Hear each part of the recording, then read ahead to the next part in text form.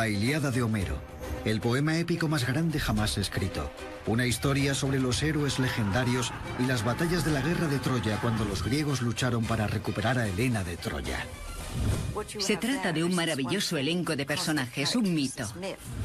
Pero para un hombre las historias de la Ilíada eran algo más que un mito.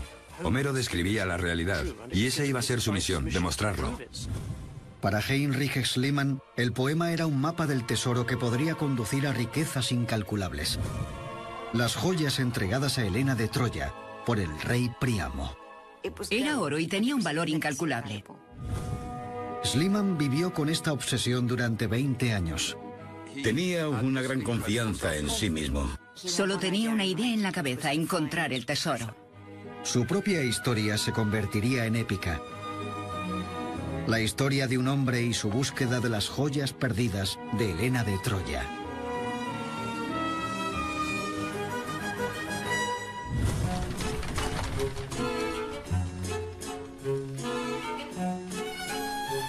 En 1866, el hombre que dedicaría su vida a encontrar la Troya de Homero llegó a Londres. Heinrich Schliemann era un rico hombre de negocios alemán aficionado a viajar y de una curiosidad incansable. Schliemann llegó a Londres cuando comenzaba una revolución intelectual. Charles Darwin había reescrito los orígenes de la humanidad y sus hallazgos habían generado una nueva ola de curiosidad.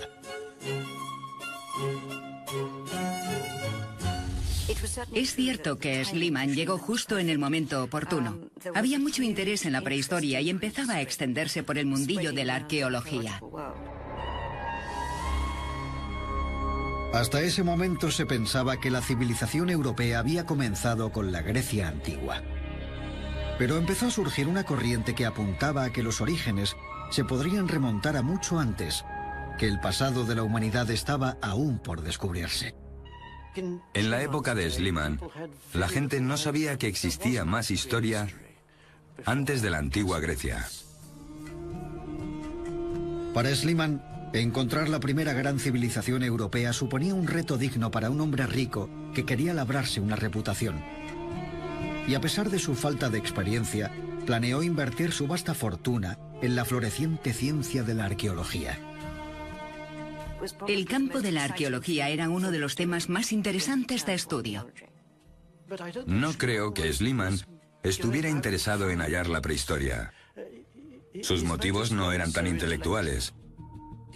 Era un hombre de negocios que se pudo retirar joven y buscaba algo interesante que hacer. A Schliemann le atrajo la idea de unir mediante la arqueología sus dos pasiones: hacer dinero y la legendaria historia de Troya. Quien hiciera algún descubrimiento se aseguraría un glorioso futuro. Schliemann afirmaba haberse obsesionado con Troya desde su infancia, cuando leyó por primera vez la Ilíada. Escrita por Homero, la Ilíada cuenta la historia de un gran rey llamado Príamo, que gobernó la ciudad de Troya alrededor del año 1250 a.C. La historia de Troya lo tenía todo para un arqueólogo. Un mito muy enriquecedor y muchos personajes.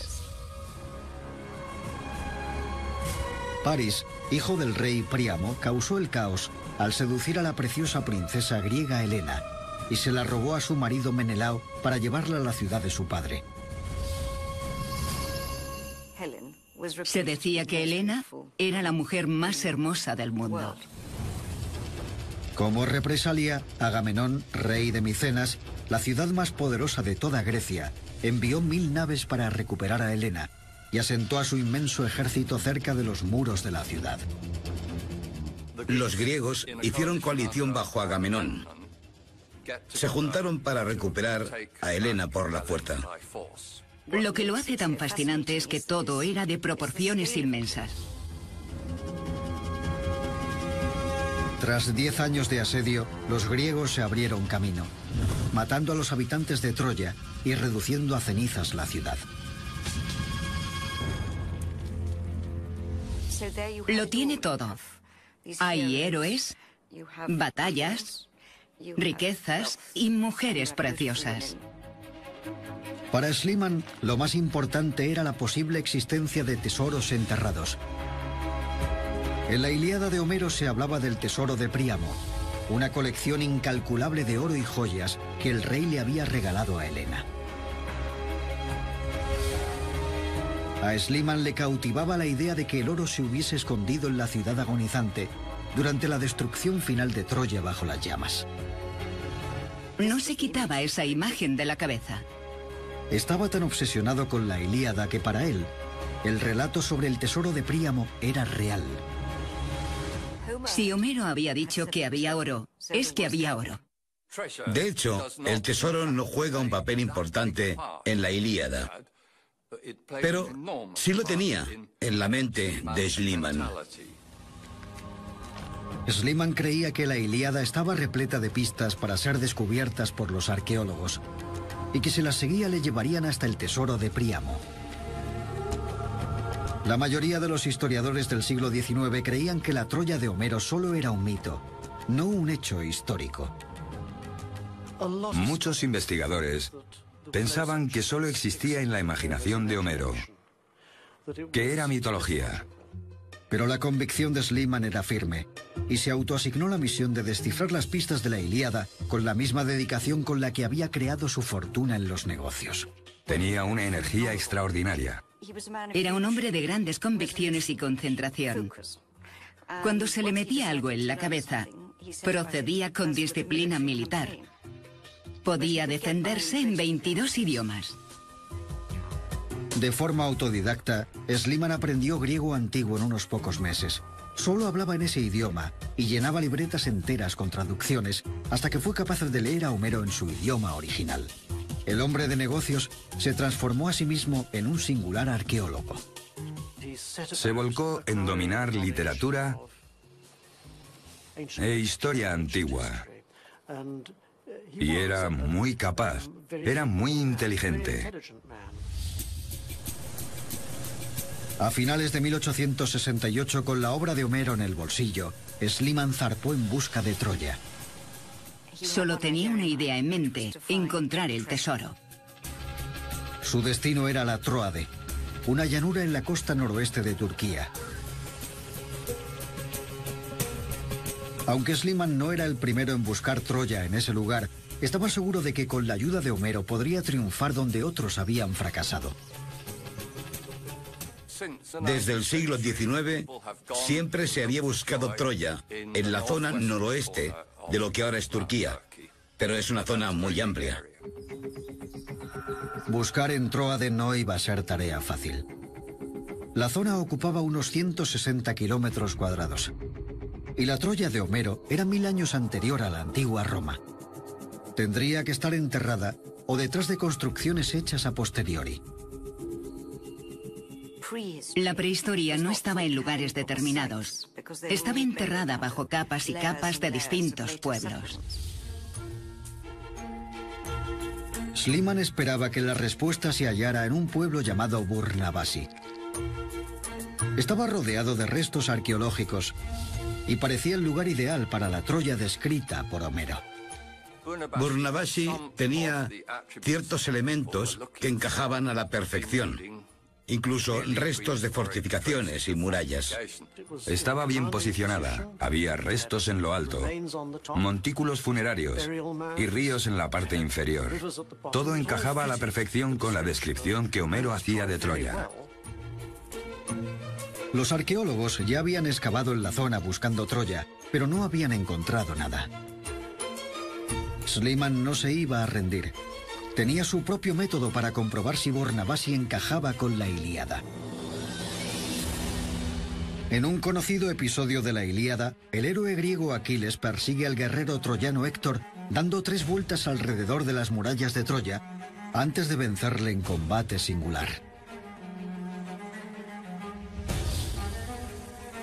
La idea de Schliemann era simple: tomar la palabra de Homero al pie de la letra y recrear la famosa escena. Si conseguía correr alrededor de la colina 3 veces, entonces Burnavasi podría ser Troya.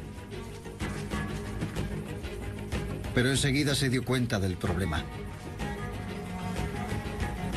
Nadie podría aguantar físicamente el recorrido que Homero había descrito en aquel lugar, ni siquiera el semidios Aquiles. Acabó el recorrido arrastrándose. El problema es que estaba en una colina muy empinada.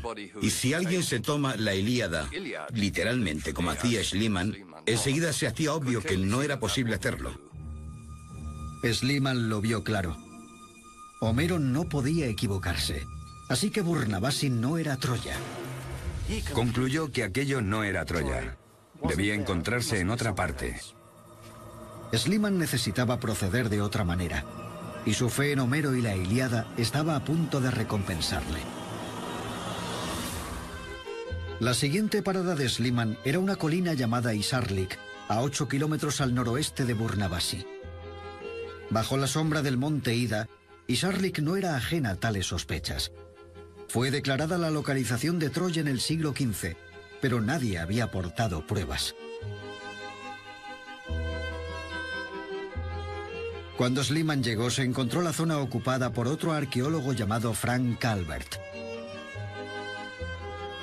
Calvert también soñaba con encontrar Troya y había comprado la mitad de las tierras de Isarlik para dirigir sus propias excavaciones. El problema para Frank Calvert era que no tenía suficientes fondos para financiarse a gran escala.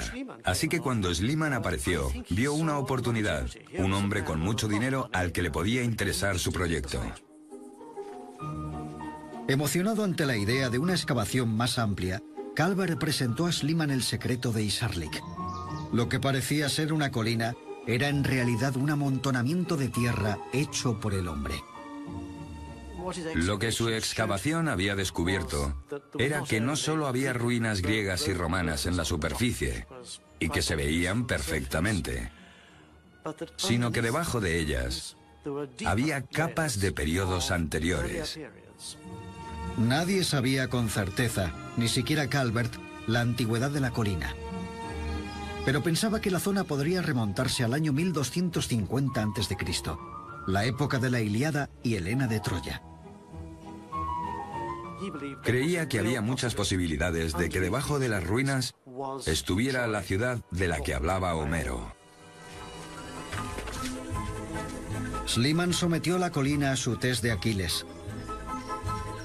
Al contrario que Burnavasi, el sitio pasó la prueba. Isarlik encajaba a la perfección en la imagen mental que Schliemann tenía de Troya. Había un templo en ruinas, ríos en la parte inferior y una cordillera lejana. Todo el paisaje encajaba con la descripción de la Ilíada.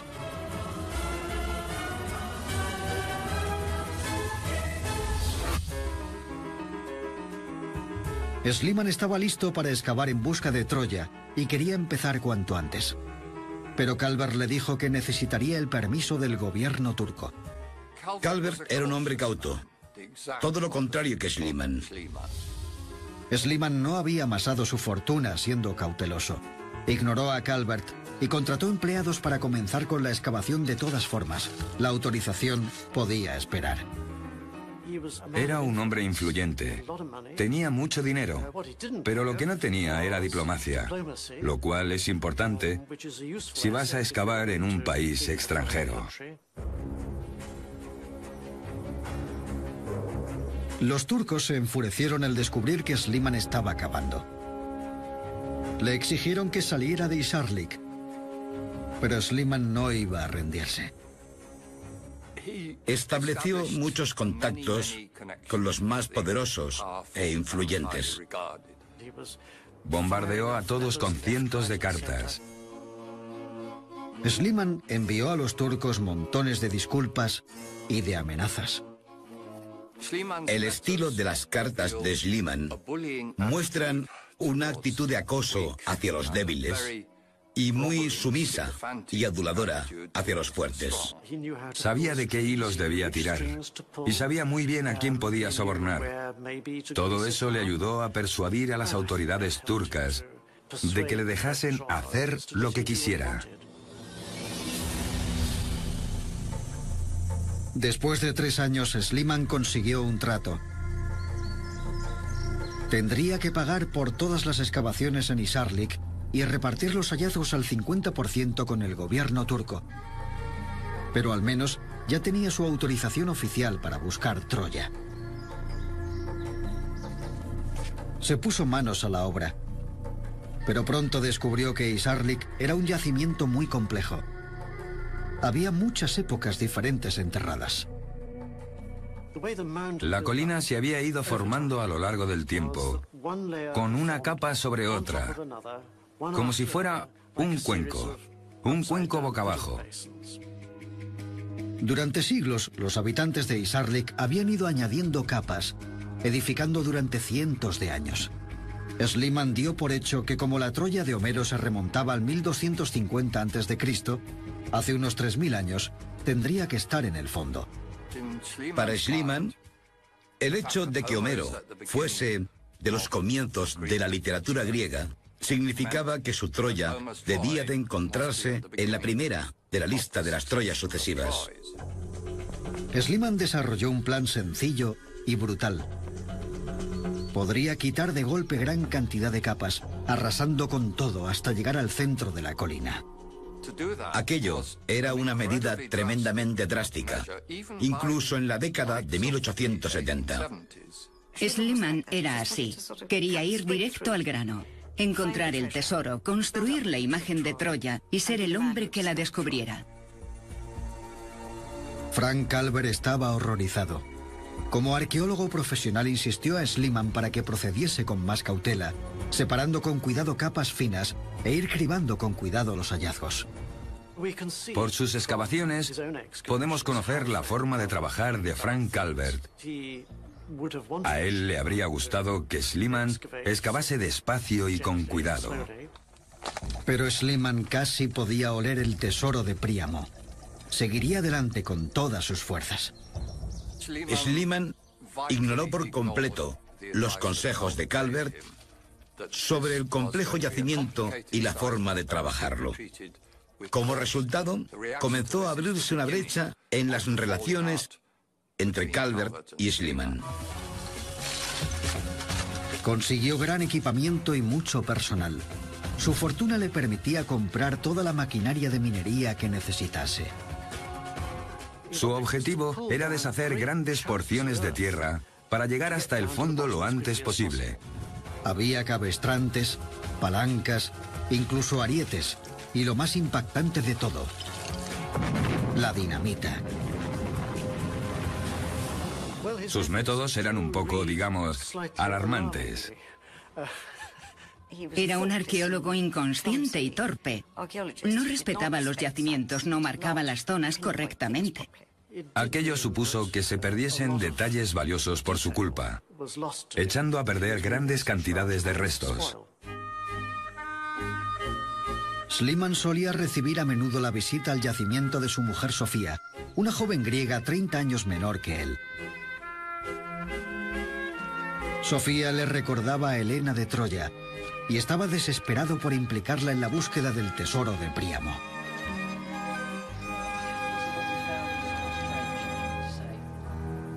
Pero hasta ese momento sus hallazgos eran decepcionantes. Seguía convencido de que en algún lugar de esa colina iba a encontrar el oro. En lugar de oro, Schliemann solo estaba encontrando piezas de barro y parecían muy primitivas. Nada que ver con el esplendor de la Troya de Homero que se había imaginado. A él no le emocionaba encontrar vasijas de barro, ya que no encajaban en su idea de Troya. Su sueño sobre Troya parecía desvanecerse. Era la búsqueda del tesoro sin el tesoro. La excavación de 1871 no dio resultados, pero Schliemann no iba a darse por vencido. Era cuestión de excavar aún más, llegar a capas más profundas y así encontraría el oro. En 1872, Schliemann volvió para una segunda temporada y al fin se animó al encontrar un auténtico tesoro. Sus empleados desenterraron un friso de mármol.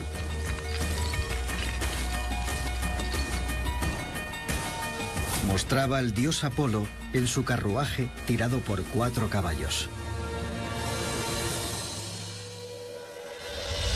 Schliemann se dio cuenta de que procedía de un templo griego que había ocupado la colina aproximadamente en el año 300 a.C. Eso eran unos 1000 años después de la Troya de Homero. Pero al menos había encontrado algo. Era un hallazgo muy importante y tenía mucho valor. Pero había un problema con el hallazgo. Schliemann había encontrado el friso en las tierras de Frank Calvert y el trato que tenían era que repartirían las ganancias.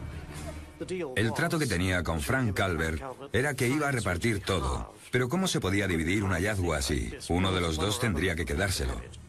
Schliemann regateó con Calvert como si fuera su rival en lugar de su compañero. Era implacable con las personas. Si las cosas no salían como él quería, se volvía difícil de tratar. Se ofreció a comprarle su parte del friso a precio de mercado según su tasación. Por supuesto, su valor real era mucho más alto. A Calvert no le era ajeno que Schliemann era un hombre de negocios despiadado, pero aún así creo que le sorprendió su comportamiento. Para Calvert fue la gota que colmó el vaso. Se marchó de la excavación.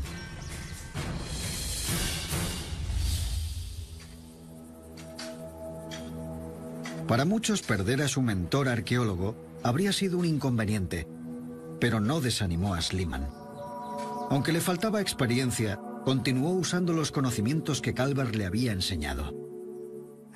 Con el tiempo fue mejorando. Al estar acostumbrado a manejar libros de cuentas, no tuvo problemas en llevar un registro exhaustivo. Schliemann comenzó a notar la localización exacta de cada hallazgo y las variaciones en la tierra que tenía cada capa.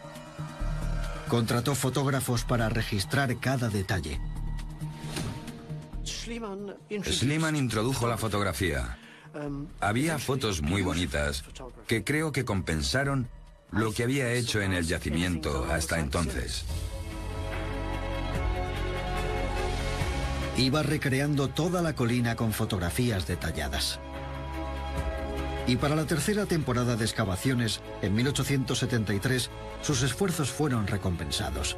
Desenterró restos de lo que parecía ser una ciudad prehistórica. Había un camino pavimentado, una torre inmensa y una puerta imponente. Para Schliemann era tal y como Homero había descrito Troya. Estaba seguro de que había hallado la puerta de entrada del palacio del gran rey Príamo. Había una puerta y detrás de ella un edificio que él pensó que podría ser el palacio de Príamo. Así que estaba seguro de que todo aquello encajaba con Homero. Al final de la temporada, Schliemann había descubierto otro hallazgo vital. Se dio cuenta de algo muy importante, que los restos que estaba estudiando habían sido incendiados. Aquellos restos de carbón y cenizas estaban en la capa que Schliemann llamaba Troya II, justo en el fondo de la colina. Parecía que había encontrado la prueba que había estado buscando. Para él aquello eran evidencias de la infame destrucción de Troya con fuego cuando los griegos asediaron la ciudad. Estaba convencido de que esa era la capa de la Troya de Homero y proclamó su descubrimiento al mundo. Pero cuando las noticias llegaron a su Berlín natal, Schliemann se sorprendió al encontrarse con la mofa pública. Le atacaban con mucha fuerza y dureza. Era sorprendente. Su forma de publicitarse le brindó el desprecio del mundo académico. En la prensa le retrataban como a un buscador de oro con una esposa florero. Se burlaron sin piedad de sus métodos. Y aún peor, sus hallazgos sobre el palacio de Príamo y la Troya de Homero fueron descartados. Sus métodos carecían de precisión y su hallazgo estaba sin datar. Schliemann les llamó calumniadores y mentirosos. Pero en privado incluso él albergaba dudas. Para Schliemann había dos problemas principales sobre el yacimiento de Troya 2. En 1873 se dio cuenta de que el yacimiento era demasiado pequeño en comparación con lo descrito por Homero. Según Homero, Troya era una ciudad próspera con aproximadamente unos 100.000 habitantes en aquella época. Pero el yacimiento que Schliemann había encontrado solo ocupaba el equivalente a un campo de fútbol. Si Troya 2 era la de Homero, tendría que ser mucho mayor. Y había un segundo problema. Homero hablaba de que Troya tenía oro en abundancia. Pero todo lo que Schliemann había encontrado era alfarería primitiva. Con solo 2 semanas por delante para acabar la temporada de excavaciones, Schliemann sabía que tenía que hacer algo para salvar su reputación. Tenía que encontrar pruebas irrefutables de la Troya de Homero.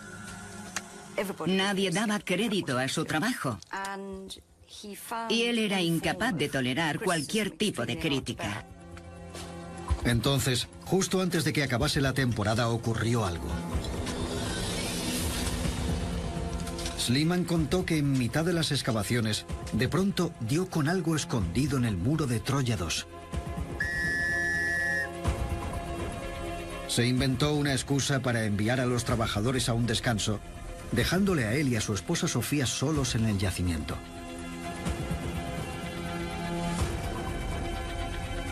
Aseguró que ella fue el único testigo del hallazgo de su vida.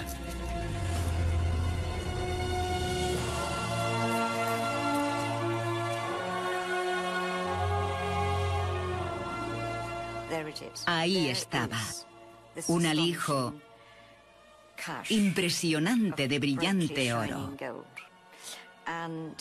Era todo lo que jamás había soñado.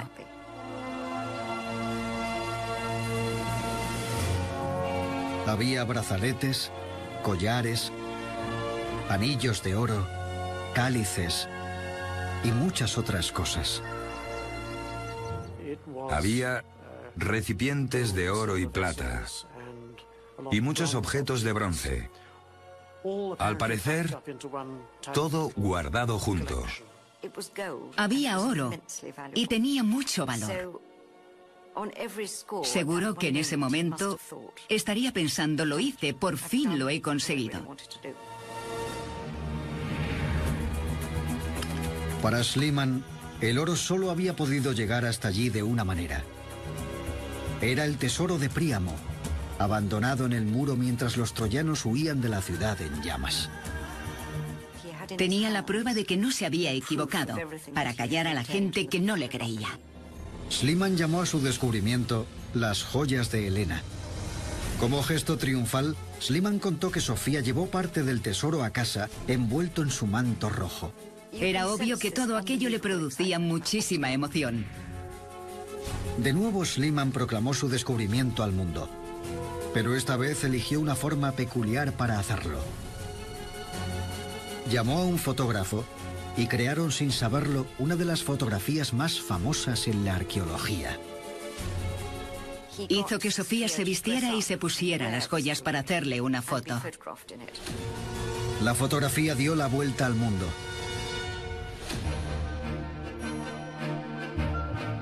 Fue una jugada maestra de publicidad. Schliemann se hizo famoso. Fue su momento de mayor gloria. Decirle a sus oponentes, mirad, no solo tengo las joyas, se las he puesto a mi mujer. Pero en Berlín, las críticas hacia Schliemann aumentaron. Para ellos, la fotografía era otra prueba más de que Schliemann era un buscador de tesoros y no un arqueólogo serio. La fotografía se hizo con la intención de poner furiosos a sus detractores. El mundillo académico aumentó sus ataques y la versión de Schliemann sobre el hallazgo les dio la munición perfecta. Le pillaron en dos incongruencias. Dijo que su mujer Sofía estaba allí y que le había ayudado a excavar. Era totalmente falso. Ella se había ido de viaje a Atenas. Por lo que parecía, Schliemann se había inventado un testigo para presenciar un hallazgo que nunca ocurrió. Schliemann respondió que simplemente quería que su mujer estuviese implicada en su vocación. A Sofía no le gustaba nada la arqueología y odiaba tener que estar en el yacimiento. Schliemann quería involucrarla y en consecuencia hizo un disparate. En segundo lugar, Schliemann no era claro sobre el lugar exacto del hallazgo en Troya 2. A veces decía que lo había encontrado fuera del muro de la ciudad en Troya 2. Otras que lo había encontrado dentro del muro. Y todo eso incrementaba la sospecha de que el tesoro, o parte de él, era falso. Las acusaciones apuntaban a que Schliemann había creado un tesoro falso contratando a un joyero. Aún hoy en día hay expertos que aseguran que sus hallazgos no son fiables. El descubrimiento del tesoro de Príamo había sido adornado, manipulado y era completamente falso. Pero a pesar de las acusaciones, el público quería creer a Schliemann. Y lo más importante, las joyas encontradas parecían corroborar su historia. Schliemann hizo que fotografiasen y dibujasen todas las piezas por distintos artistas para su publicación, y cuando los expertos estudiaron el tesoro encajaba a la perfección en el estilo con la historia de haber sido encontradas juntas. A pesar de todo, las joyas parecían ser las de Helena de Troya. Creo que el tesoro de Príamo era auténtico en su mayor parte, y que Schliemann lo encontró donde dijo, salvando algunos detalles. Quizás hubo algo de confusión con algún objeto. Pronto los críticos serían el menor de los problemas de Schliemann. El gobierno quería la mitad del botín y que el tesoro permaneciese en Turquía. Los turcos protestaron con razón. Decían que el tesoro les pertenecía. Pero para Schliemann, él lo había encontrado y no sería de nadie más. Schliemann creía realmente que todo lo que había encontrado le pertenecía. Rápidamente recogió el tesoro y lo escondió en Grecia, donde se cree que le pidió a la familia de Sofía que lo guardase a las afueras de Atenas. Para él encontrar el oro no era suficiente. Para Schliemann ya no solo se trataba de encontrar el tesoro, tenía que acallar las críticas y probar la autenticidad de todo. Quería ser un verdadero investigador. Quería ser aceptado como tal. En cierto modo, era patético ver lo desesperado que estaba por ser considerado un igual por los académicos. Schliemann necesitaba demostrar que había encontrado el tesoro de Príamo, y podría hacerlo si probaba que databa del 1250 a.C., la época de la Ilíada. La pregunta era si realmente había encontrado Troya o no. Pero en los comienzos de la arqueología, datar los objetos no era fácil. El único método fiable era comparar los objetos de barro que Schliemann había encontrado cerca de las joyas de Helena con una muestra de la misma época. Así que decidió excavar en el lugar en el que estaba seguro que podría comparar la época: Micenas. Micenas era el palacio del archienemigo del rey Príamo, el rey griego Agamenón, por lo que dataría de la época de la Ilíada. Y por suerte ya se habían desenterrado estructuras de aquel periodo. Si encontraba cerámica en Micenas, podría usarla para datarla de la Troya de Homero y silenciar a sus críticos. Con su reputación en juego, Schliemann comenzó a excavar en Grecia. Una vez más, decidió hacerlo siguiendo las pistas de su clase favorita de guía: los escritos de un autor antiguo. El escritor griego Pausanias decía que en Micenas se encontraban las 5 tumbas de Agamenón y sus amigos más cercanos. Los expertos creían que Pausanias no era fiable, pero Schliemann siguió sus relatos como si de una guía se tratara. En solo unos días dio con algo: tumbas formando un círculo de fosas, cada una con un tesoro, tal y como Pausanias describía. Y un hallazgo destacó sobre los demás.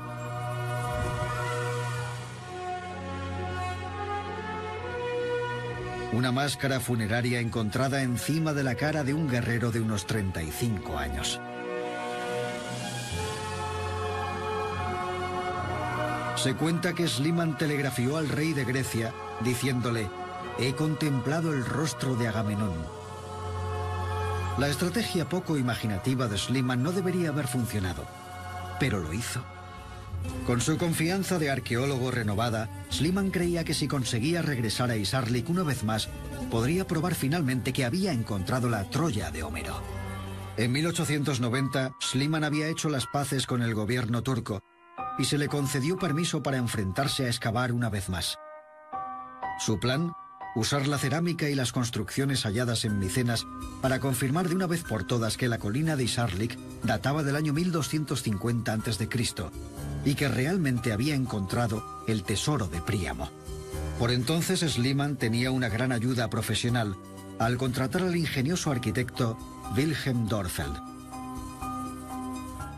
Tenía una forma especial de entender y registrar la arquitectura, y sabía cómo poner sobre el papel las características y complejidades del yacimiento. Bajo la influencia de Dörpfeld, Schliemann accedió a pasar su atención de Troya 2 a otra capa llamada Troya 6, a unos 12 metros de la superficie. Schliemann había ignorado este nivel y había pasado directamente a través de él en su búsqueda de Troya 2. Dörpfeld le sugirió que excavasen en busca de Troya 6, tan hondo como fuera posible, lejos de las excavaciones anteriores en el centro de la colina. En efecto, aquella amplia excavación dio sus frutos. Troya 6 era una ciudad mucho mayor con edificios y cerámicas que encajaban con las que Schliemann había encontrado en Micenas.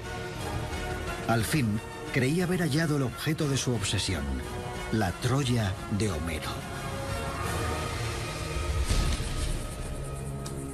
Pero junto al triunfo llegó la devastadora realidad. Si Troya 6 era la Troya de Homero, entonces Troya 2, donde Schliemann había encontrado el tesoro de Príamo, no podía serlo.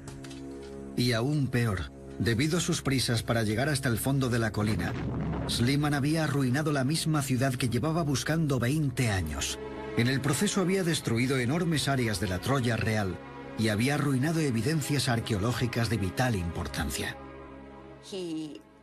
Tuvo que enfrentarse al hecho de que había destruido gran parte de los restos por el modo en que había hecho las excavaciones. Cuando se dio cuenta de la realidad, Schliemann quedó devastado. Schliemann se metió en su tienda y estuvo allí durante 3 días. Cuando al fin salió, dijo en tono derrotado: "Creo que tienes razón". En 1890, Schliemann se fue a la tumba, manteniendo públicamente su creencia en Troya 2 y en las joyas de Helena, evitando confrontar la horrible verdad.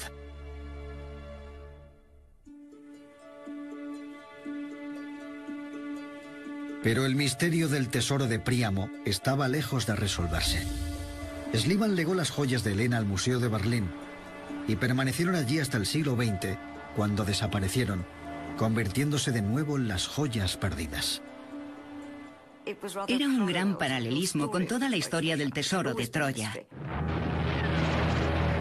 En abril de 1945, Berlín, al igual que Troya, se enfrentó a la destrucción total a manos de los enemigos invasores. El Tercer Reich del régimen nazi dio sus últimos coletazos en la batalla de Berlín, mientras el ejército rojo de la Unión Soviética asediaba la ciudad. Cuando Hitler había muerto y la guerra terminado, el tesoro había desaparecido. Nadie sabía dónde estaba. Se había esfumado. Los rusos negaron haberlo cogido, dejando la duda sobre el paradero del tesoro de Helena de Troya, perdido una vez más. Pero de pronto, tras casi 50 años, Heinrich Schliemann y su hallazgo volvieron a saltar a los titulares. Uno de los hallazgos arqueológicos más importantes, el oro de Troya, va a exponerse mañana en Moscú. En 1994, tras la caída de la Unión Soviética, los rusos admitieron al fin que el tesoro estaba en su poder. Creían que estaban legitimados para tenerlo como reparación a los grandes daños sufridos en Rusia a manos de los alemanes. El tesoro estaba en Moscú e iba a exponerse en el Museo Pushkin. Donald Easton fue uno de los pocos arqueólogos extranjeros invitados a ver la colección. Sin ninguna duda se trataba de los mismos objetos que habían estado en Berlín. Easton se convenció de que el tesoro no había sido falsificado por Schliemann. Era evidente que había permanecido enterrado durante siglos.